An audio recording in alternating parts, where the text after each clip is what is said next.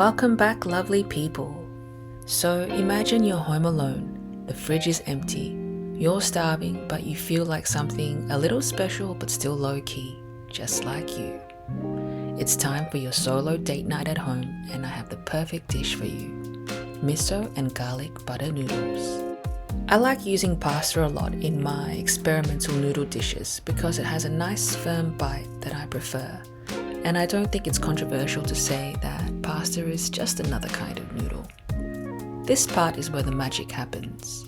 Use some of the water that the pasta's been cooking in, and a whisk will make this job much easier. Then emulsify the butter, miso, cheese and starchy water together into a lovely silky sauce to coat your pasta in.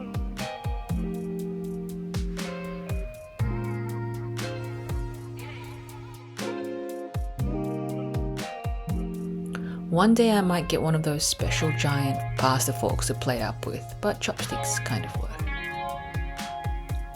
And now it's time for the taste test.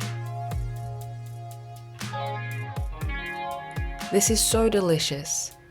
A very Moorish and comforting dish where the garlic and salty miso add a bit more depth of flavor to what is otherwise a very simple dish.